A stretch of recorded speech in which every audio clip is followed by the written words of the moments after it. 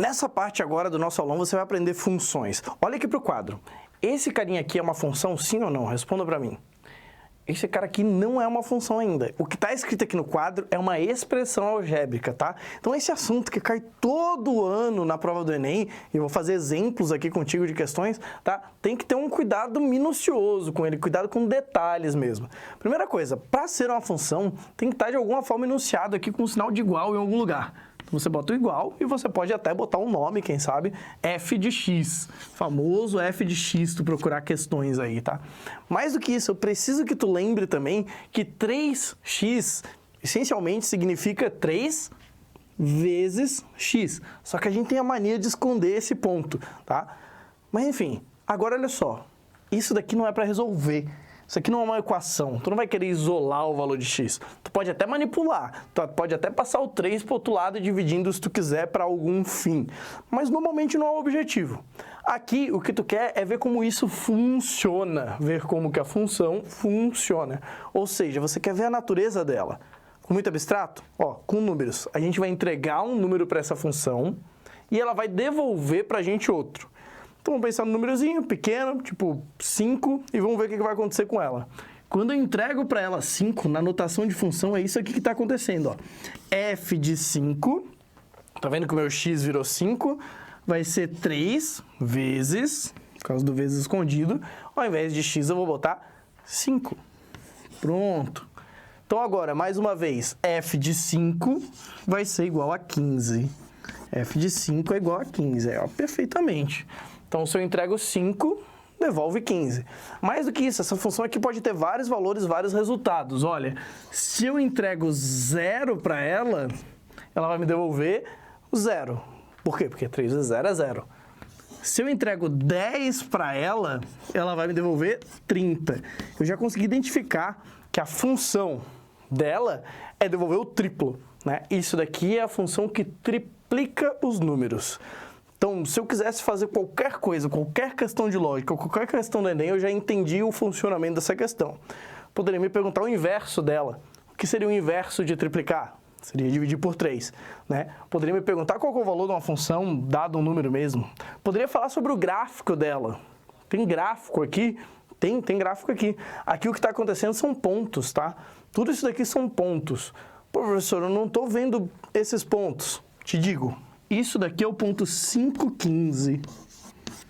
Isso daqui é o ponto 00. Então, se a questão me questionasse se essa função passa pela origem, ela passa, ó, porque a origem é o ponto 00, né? Isso aqui é o ponto 1030. Então tá, vamos dar mais uma treinada em função. Eu quero ensinar você a compreender uma questão de função para não ficar mais tão abstrata, com exemplos ainda daqui a pouco, fica aí. E aí a gente vai ficar afiadíssimo para isso, tá? Saca só. Então tá, agora a gente vai traduzir um pouco do português para o matematiquês. Se eu quero o dobro de um número, como é que eu traduzo isso para álgebra, para a linguagem de funções? Isso daqui seria f de x igual a 2x. Vou escrever aqui como expressão mesmo, só como 2x.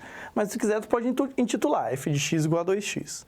E se eu quiser fazer o triplo de um número, como é que eu escrevo? Agora vai ser 3x, igual a gente viu ali no começo.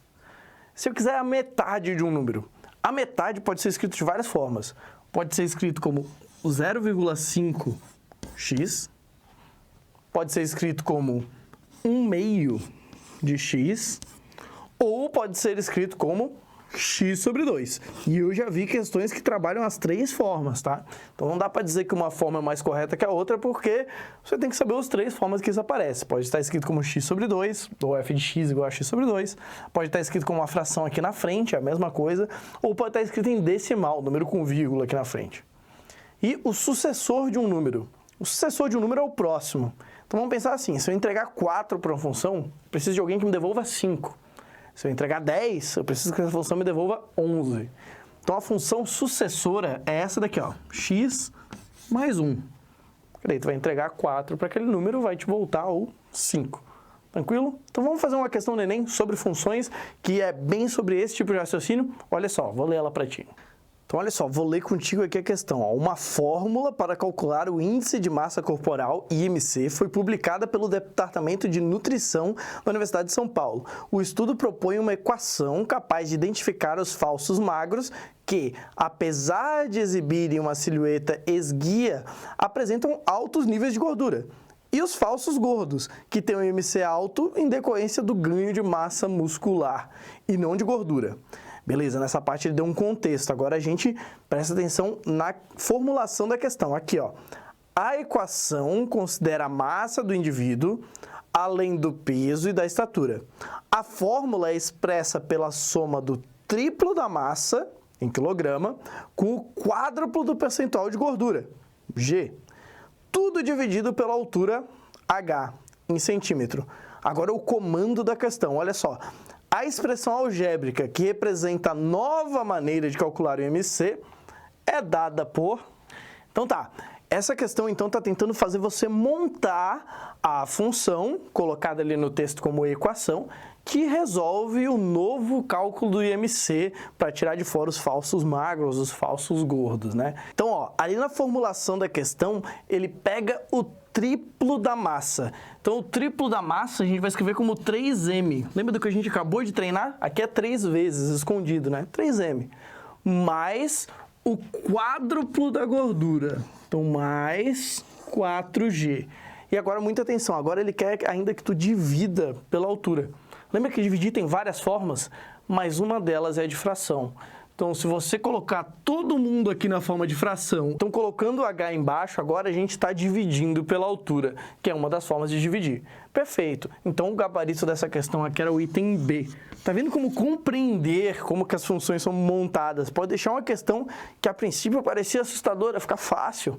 Dá para resolver ali em 1 minutinho ou 2. Perfeito, né?